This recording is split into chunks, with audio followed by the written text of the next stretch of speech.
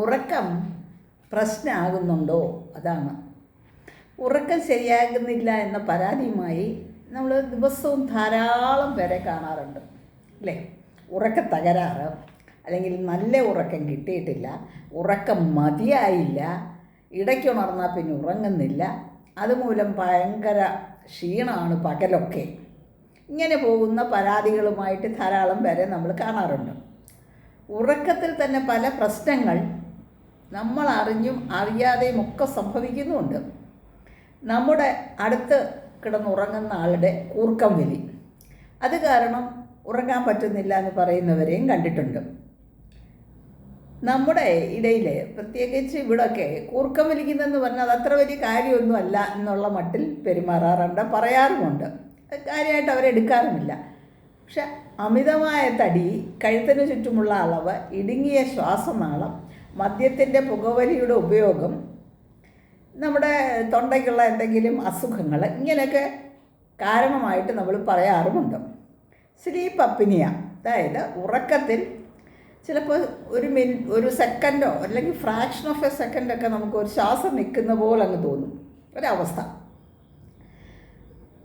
അത് ഉടനെ തന്നെ വീണ്ടും തുടങ്ങുകയും ചെയ്യും. തൊണ്ടയിലുള്ള കോശങ്ങളൊക്കെ വിശ്രമാവസ്ഥയിലാകുകയും വലിക്കുന്ന ഓക്സിജൻ ശ്വാസകോശത്തിലേക്ക് ചെല്ലുകയും ശ്വസനത്തെ നിയന്ത്രിക്കുന്ന പേശികൾ അവയ്ക്ക് തലച്ചോറ് ശരിയായ ഒരു സിഗ്നൽ അയക്കുന്നില്ല. അങ്ങനെയുള്ള ഒരു സെൻട്രൽ സ്ലീപ്പ് അപ്നിയുണ്ട്. പിന്നെ കൂർക്കം വലി കൂടുന്നതനുസരിച്ച് ശ്വസിക്കാൻ പ്രയാസമായിട്ട് വരും, വായൊക്കെ ഇങ്ങനെ ഉണങ്ങിയിരിക്കുന്നതായിട്ട് തോന്നും, തലവേദന, ഇങ്ങനെയൊക്കെ ആയി മാറുന്ന ലക്ഷണങ്ങളും കാണാറുണ്ട്. ചിലപ്പോഴൊക്കെ പകലുറങ്ങുന്ന ഹൈപ്പർസോമിയ കാണാം.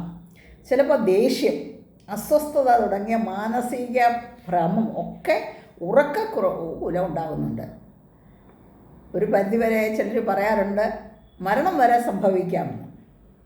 ഇവിടെ ഡോക്ടറുടെ സേവനം അത്യന്താപേക്ഷിതമാണ്. നമ്മൾ ഇതൊന്നും തള്ളിക്കളയേണ്ട കാര്യങ്ങളല്ല. കൂർക്കം വലിയായാലും അതിനെ തുടർന്നുള്ള അസുഖങ്ങളുമൊക്കെ ചിലർ CPAP മെഷീനൊക്കെ ഉപയോഗിച്ച് കൂർക്കം വലിക്കൊക്കെ കുറേ ആശ്വാസം കാണുന്നെന്നൊക്കെ പറയാറുണ്ട്.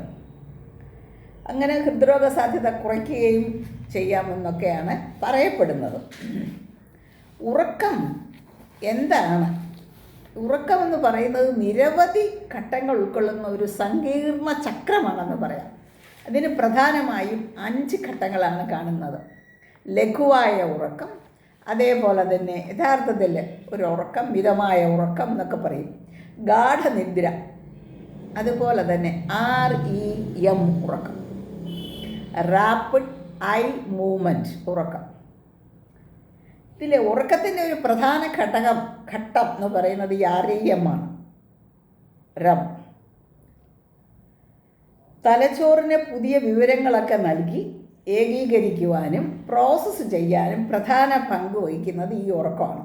ഈ സമയത്ത് കണ്ണുകൾ അടഞ്ഞ് കൺപോളകൾക്ക് കീഴിലൂടെ വേഗത്തിൽ ചലിക്കുക, അതാണ് റാപ്പിഡ് ഐ മൂവ്മെൻറ്റ്. സ്വപ്നം കാണും. ഇതുമൂലം തലച്ചോറിൻ്റെ പ്രവർത്തനമൊക്കെ വർദ്ധിക്കുമെന്നൊക്കെ പറയപ്പെടുന്നുണ്ട്. പേശികൾക്കൊര അയവ്, പഠനം, ഓർമ്മ, അതുപോലെ തന്നെ മാനസികാവസ്ഥ ഇവയൊക്കെ സ്വാധീനിക്കുകയും സർഗാത്മകതയെ ഉണർത്തുകയും വളർത്തുകയും ചെയ്യുമെന്നും പറയപ്പെടുന്നു. മിക്ക സ്വപ്നങ്ങളും ഒക്കെ സംഭവിക്കുന്നത് ഈ ഘട്ടത്തിലാണ്. തലച്ചോറ് സജീവമായിരിക്കുന്നതുകൊണ്ട് നമുക്ക് ഉണർന്നിരിക്കുകയാണെന്നൊക്കെ തോന്നും.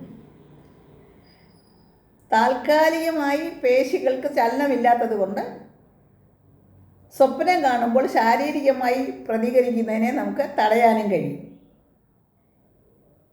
ഇതൊന്നും ഇല്ലെന്നുണ്ടെങ്കിൽ കോശത്തിനൊന്നും മെയിൻ്റനൻസ് നടക്കുന്നില്ല എന്നാണ് പറയുന്നത്. ഓരോ രാത്രിയിലും 90 മിനിറ്റിലൊക്കെ ഈ REMഉം non rapid eye movement NREM മാറി മാറി വരും. മനസ്സിൻ്റെ തീഷ്ണത, വൈകാരികത, അതുപോലെ തന്നെ സന്തുലിതാവസ്ഥ ഇവയൊക്കെ നിയന്ത്രിക്കാൻ സാധിക്കും. ഇപ്പം നോൺ റാപ്പിഡ് ഐ മൂവ്മെൻ്റ് എന്ന് പറയുന്നത് ആ അവസ്ഥയിൽ നമുക്ക് എളുപ്പം അവരെ ഉണർത്താനൊക്കെ സാധിക്കും. ഈ REM ആണ് ശ്രദ്ധിക്കേണ്ടത്. അത് ശരിയായില്ലെങ്കിൽ സ്ലീപ്പ് ഡിസോർഡേഴ്സ് ഉണ്ടാവും. ഈ അങ്ങനെ ഡിസോർഡേഴ്സ് ഉള്ളവർ ഈ സ്വപ്നത്തിൽ കാണുന്ന അതനുസരിച്ച് ചവിട്ടുകയും ഉപദ്രവിക്കുകയും ഒക്കെ ചെയ്യും ആളുകളെ, അടുത്ത് കിടക്കുന്നവരെ. അത് വരുമ്പോൾ അതൊരു ഡിസോർഡറായിട്ട് മാറുകയാണ്. ഈ നോൺ റാപ്പിഡ് ഐ മൂവ്മെൻറ്റിൽ ഹൃദയമിടിപ്പ് കുറഞ്ഞ് ഗാഠനിദ്രയിലാകും. ഗാഠനിദ്രയിലായ ഒരാളെ നമുക്ക് പെട്ടെന്ന് ഉണർത്താൻ കഴിയില്ല എന്നുള്ളതാണ്. അത് അവർ സുഖമായിട്ട് ഉറങ്ങുകയാണ്, അവരെ നമ്മൾ വിളിച്ചുണർത്തേണ്ടി വരും അങ്ങനെ ഉണർത്തണമെന്നുണ്ടെങ്കിൽ.